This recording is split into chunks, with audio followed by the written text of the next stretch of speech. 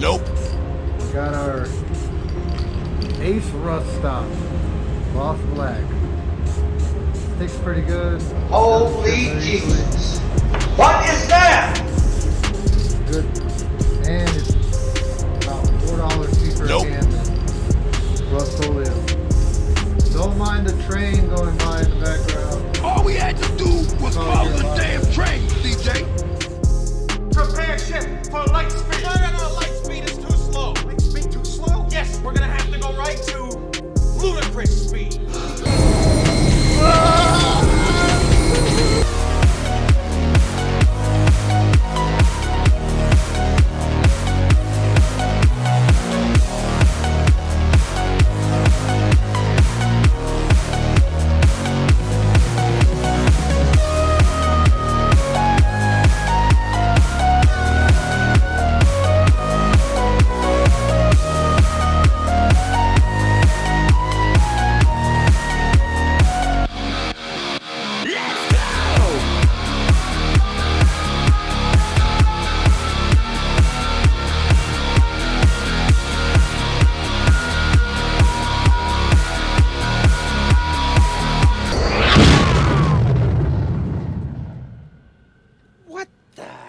Was that?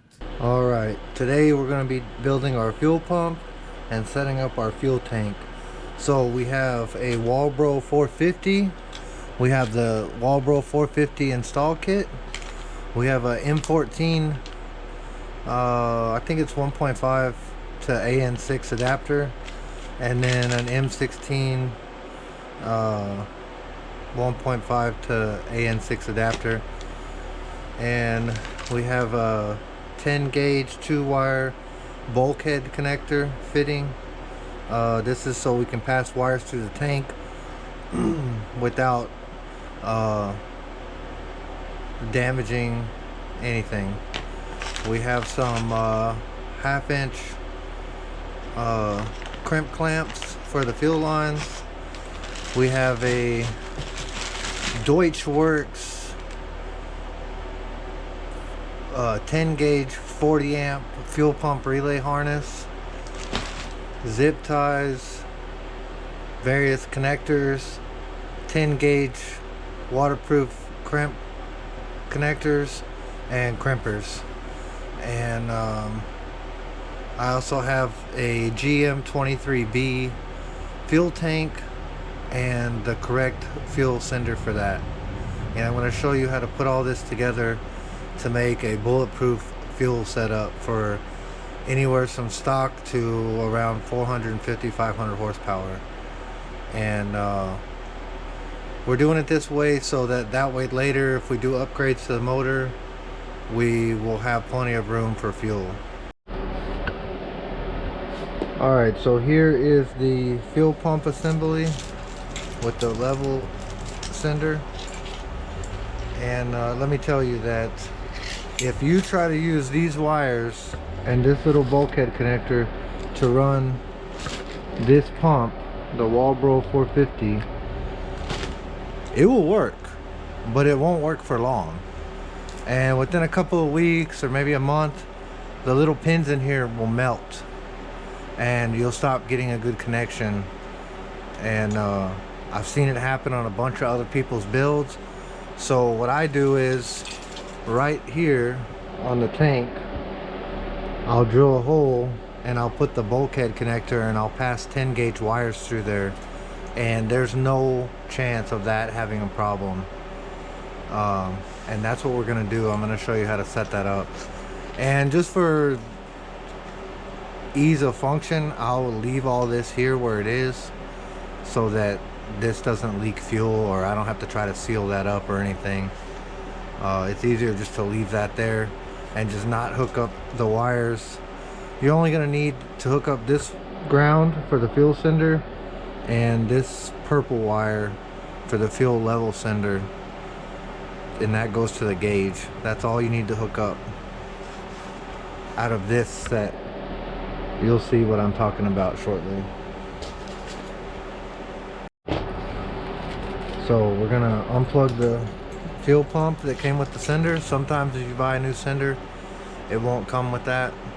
pump, but this one was really cheap and came with the fuel pump. And then it has crimp clamps on it, so I'll just get some wire cutters and open these bad boys up a little bit, and they'll come right off.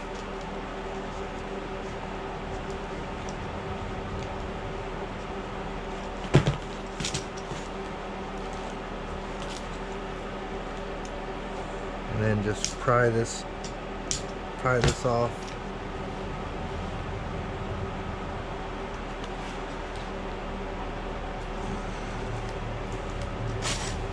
Sometimes easier said than done. Pull the pump off and then just twist this hose until it comes off. Ow. Make sure you injure yourself. That's an important step in the repair process. So these ones, you can either just zip tie it up like this, but I tend to just cut them.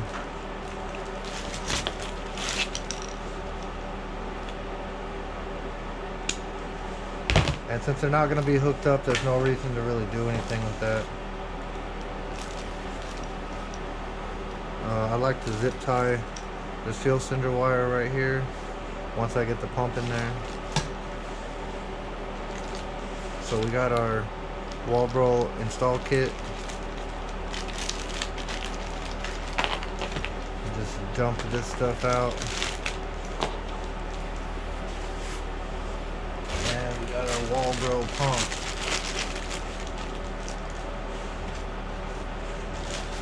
Do not eat.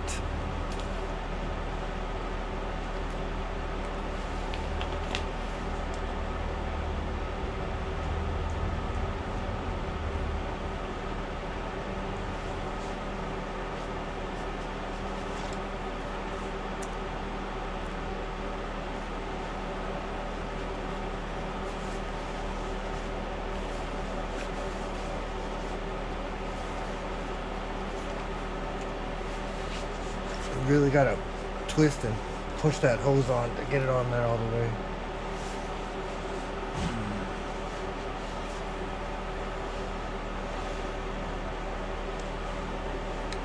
And then we got our little sock right here.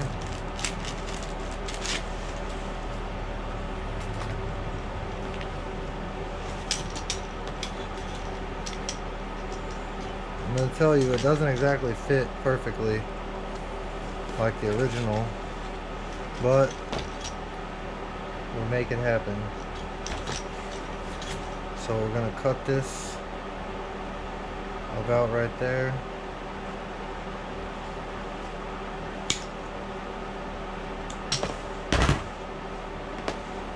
I'm going to get some of our little clamps. These clamps that it comes with are not good. Highly recommend don't use them.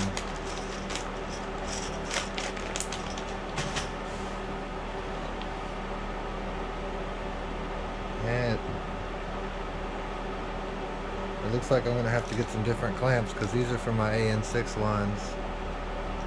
And I do not think they're going to work. But I'm going to try it anyways.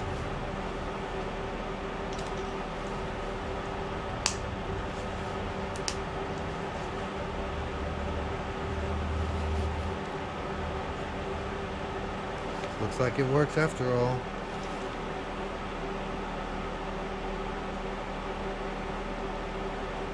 So we're going to put this on here.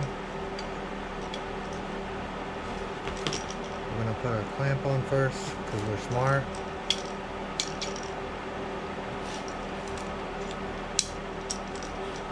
And then we're going to turn this in such a way that it will clear the tank opening. And then we're going to get this jammed on there. This is our little sock filter. You should really use one of these, but they don't usually work with the Walbro. Alright, it's on there. As you can see, it's on there pretty good. So now we're going to clamp this clamp to maximum clampage. Bing bong.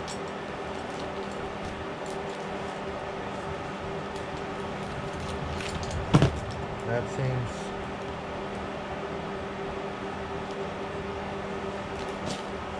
like it's not clamped very well. So we are going to clamp it there.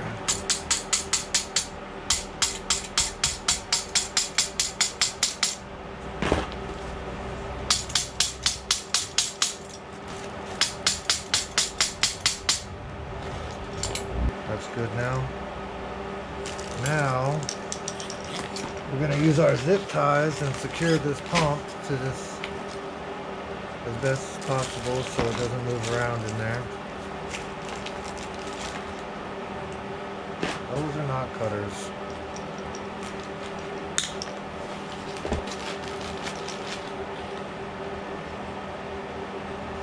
And I'm going to zip tie this fuel sender wire right here so it doesn't bounce around.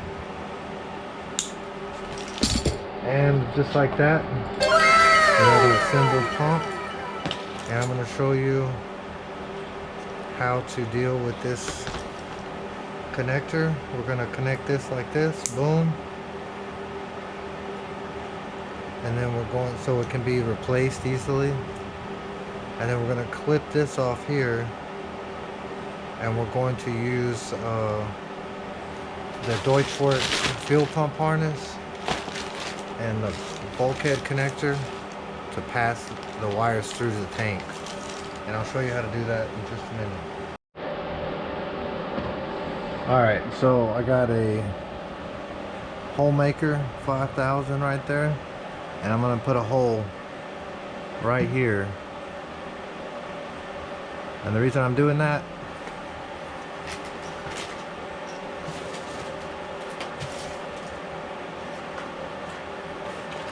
is because I have this 10 gauge bulkhead fitting, and if you look through there, it's got two holes. The wires go through there, and then once you tighten it down, the holes get really tight around the wire, and that will seal it off. And it has two washers, one for the outside, one for the inside, and it will not leak fuel. I have used these on many swaps and they work great.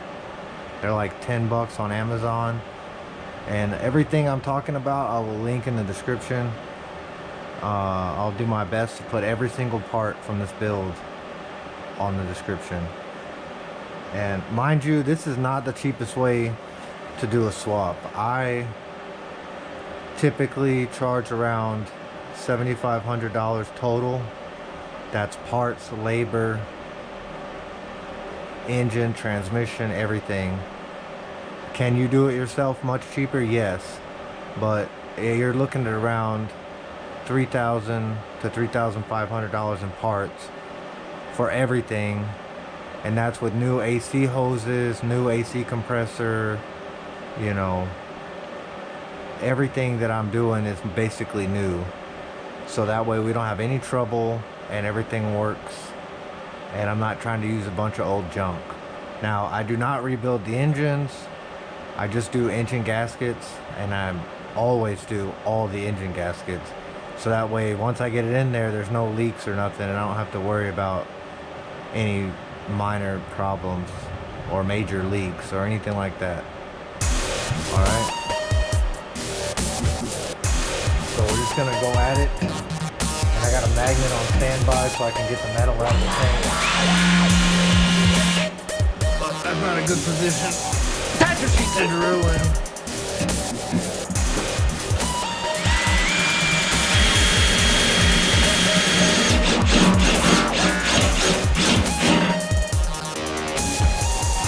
And we're gonna take this off and we're gonna see if it fits.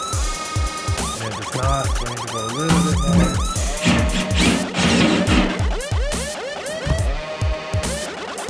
A little bit more still.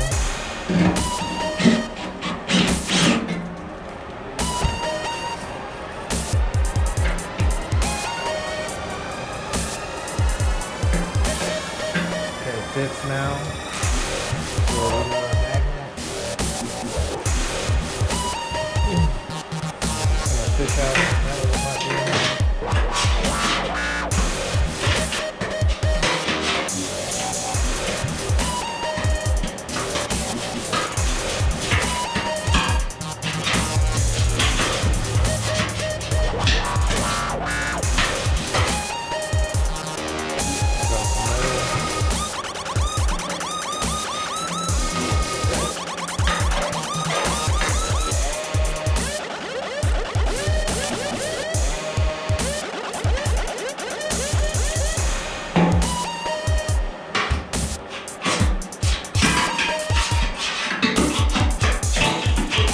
This the easiest way.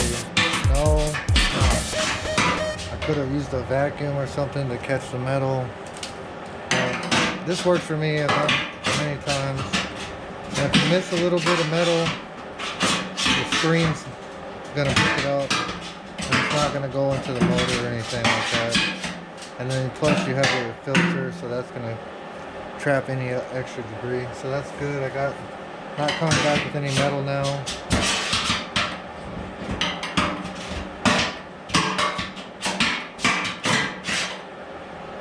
Alright, it's clean.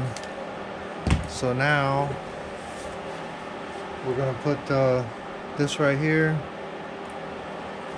We're gonna take our one washer off, and we have another one on there already. So we're gonna put that like that. We're gonna get that tight as you can by hand. It's plastic, so you really don't want to crank down on it.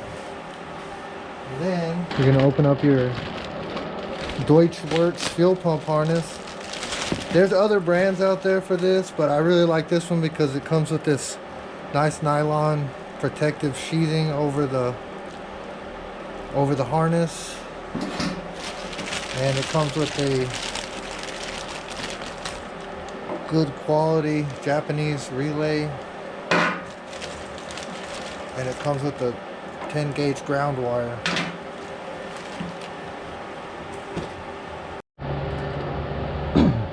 And the best thing is it comes with stickers, and it's only about 65 bucks or so.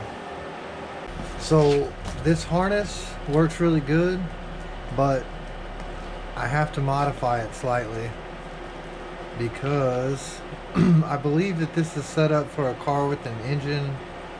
Sorry. Such an idiot. A car with a battery in the rear, because the positive that goes to the battery is really long, and if you use it like this, then the relay is going to end up under the vehicle, and I don't want the relay under the vehicle. I want the relay close to the battery or mounted on the firewall or something to that effect. So I modify it. And the other thing is this ground is like really far away from the relay. You see that? It's like 4 feet away from a relay. There's no reason for that, so we're not going to do that. And then if you look, the power wire that goes to the battery is on this like 10-foot long wire, and that's completely unnecessary. So I'm gonna clip it. Alright, I got the tape off. And I'm gonna, right here where they crimp this on, I'm just gonna cut it right there.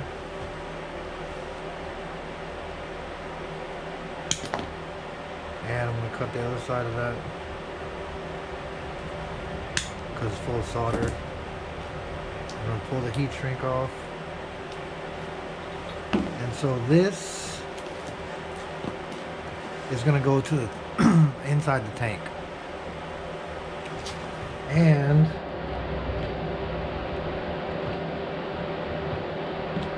I'm just gonna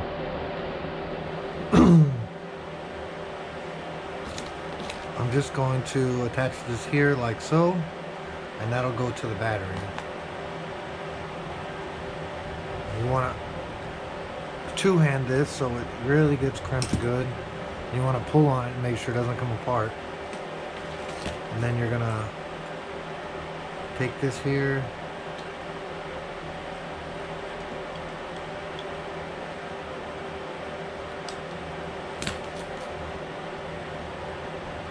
strip this one and crimp that together just like so.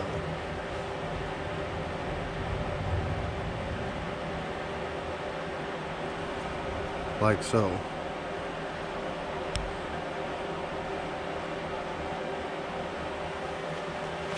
So that's done, and I'm gonna put some loom over this and over this before I finish. And then I'm gonna take this razor blade and I'm gonna cut this tape here very carefully. I pull the tape off and I'm gonna go over here to the ground and I'm gonna cut the tape off there. This is just the relay ground, not the pump ground. And I'm gonna pull this back a little bit so it'll loosen up. And I'm gonna pull the ground through there. And I'm gonna shorten it because it's way too long. And I'm gonna tape this back up right here so I don't need that exposed. And once again, I got my red wolf fabric harness tape. It's good stuff.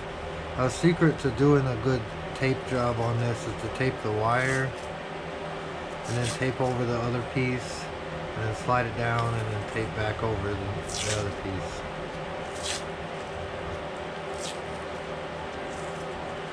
And that'll stop that from moving around. See, it's solid right there. And then I'll come over here. I'll make sure and pull this all the way as far this way as it'll go. And then I'll tape that right there. And once again, I'll start on the wire itself, wrap it around a couple times, and then go to the loom.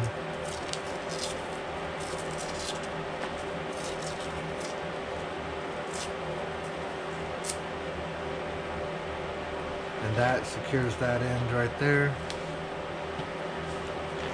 And then I'm going to shorten this ground because it does not need to be this long.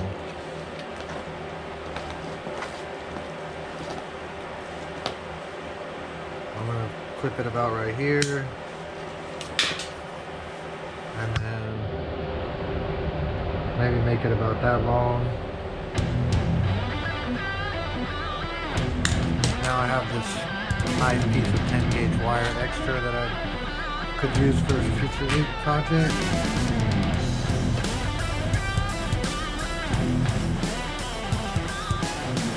I'm gonna do the razor blade again.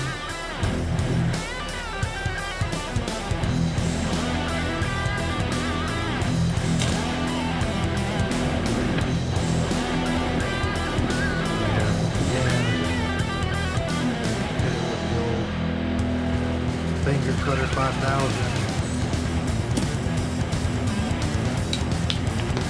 Now I'm going to get me a heat shrink crimp clamp connector.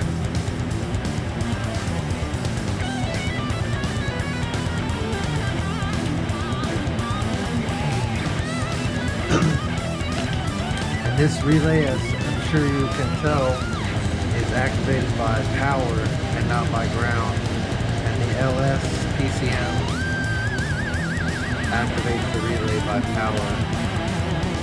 And I don't usually use the LS PCM to activate the relay. You can if you want to, but I usually use key on power to activate it.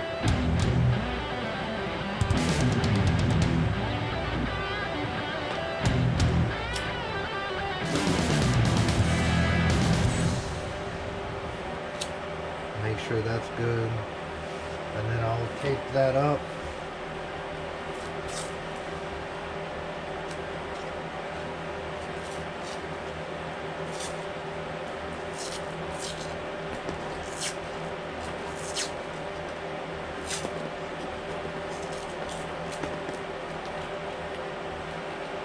Make sure the tape's on there good, and then I'll tape this one up. just so it has some extra protection. And then, so long story short, this wire goes to the battery, this wire goes to key on power or to the LSPCM fuel pump trigger wire. This wire goes to ground, and this really long one goes to the fuel pump, directly to the fuel pump. So what we're going to do is we're going to pass the wire through that, like that, and we're going to pass this ground wire through there too, and we're going to hook those both to the pump. Alright, so it helps if you get this wet a little bit. That's what she said. And then you put your, actually it helps a lot if you just remove that thing right there. You have to put the wire through here first. Put your red wire through there as well.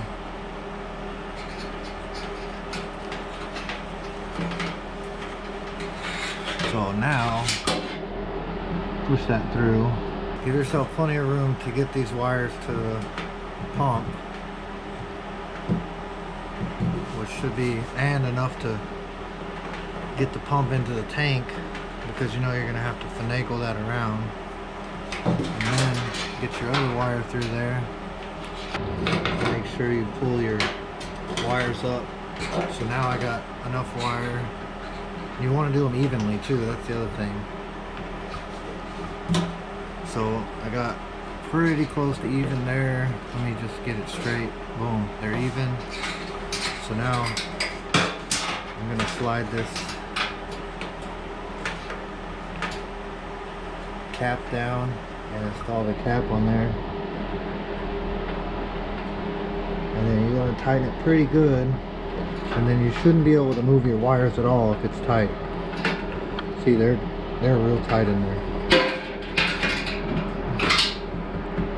Now we're going to take our pump that we got ready. I'm going to raise this up a little bit so you can see better.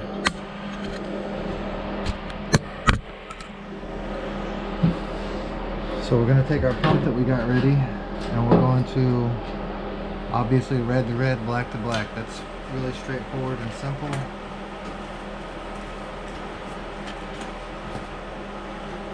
We're going to strip our wires once again. We're going to crimp that really good.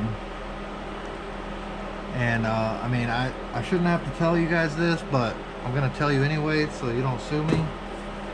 If you have a used fuel tank and it has had gasoline in it, you're probably not going to want to use fire right next to this opening. That's probably a really bad idea. We got you. I'm on fire! Okay. It's all right, you're not on fire! I knew it, you're lying! I'm fired! There is no fire!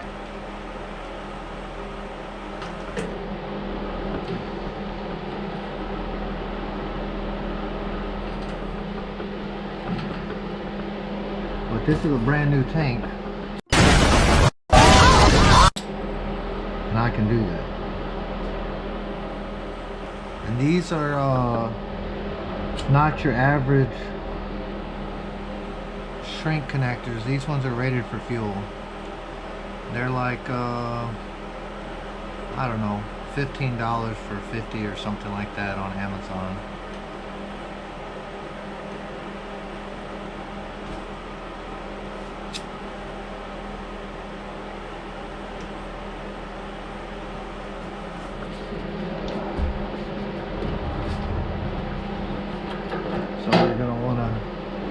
Connect these red to black. Nope, that's wrong.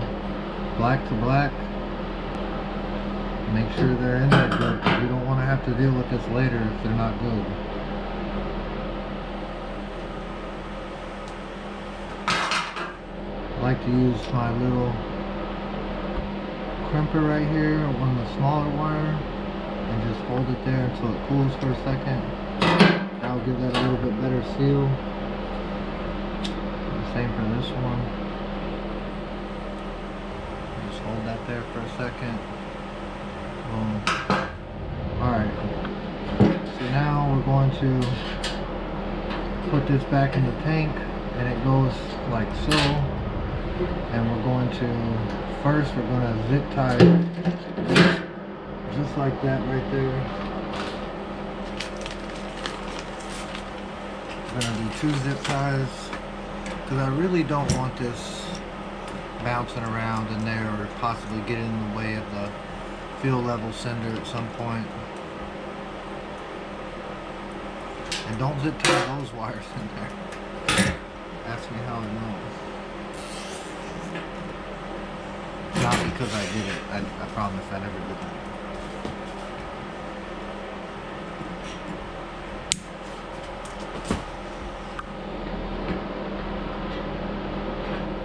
So that's good. I'll put one more wire zip tie right here. Actually, no, I really don't want to put a zip tie there because I don't want this red wire positive zip tied to this ground. That's not a good idea. So we'll put this pump in. It's kind of tricky with these extra wires, but it's totally doable. So you get your fuel sender in there first, and then you get your pump in there, and then very carefully, so as not to damage the fuel sender, feed it down in there. And these wires, I'm actually going to loosen this back up and pull these wires back through because they don't need to be that long in there.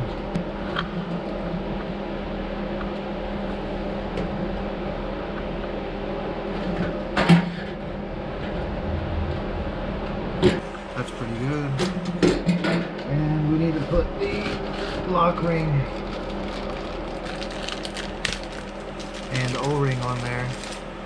And I could have done that before I put this on there, but I didn't. So now we're gonna Tetris it on there. It's not too bad. Boom, there it is. Make sure it's seated on there good.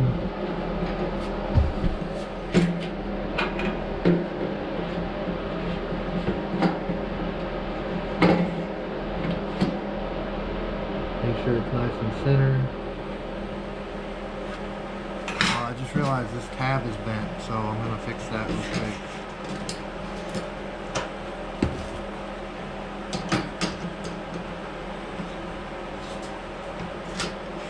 Okay, that tab is now straight. And I'm going to do my lock ring the same way.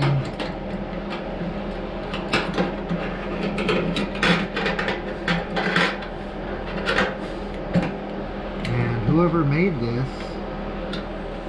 didn't make it right, because now I have this problem where the fuel lines go right into the filler neck. So that's weird. So I'm gonna bend that back up so I can clock it a little differently.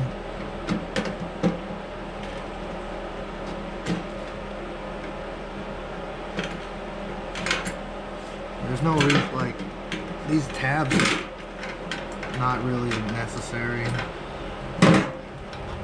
They're nice to have, but it's not gonna start spinning on you or anything.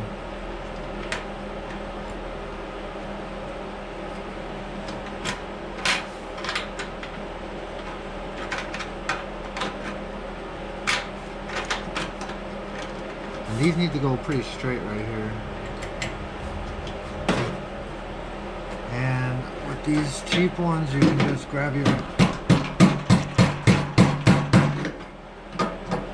whatever you have handy and hand hammer that sucker. If you can't get the job done with the wrong tools, are you really even a mechanic? I mean, seriously.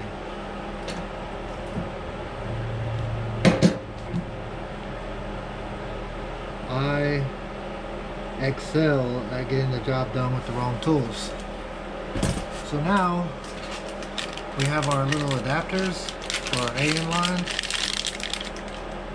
and they go right here.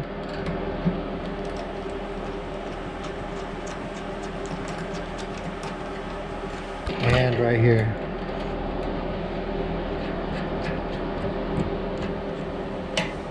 And that's how that's done. And now we're done with that phase of this build.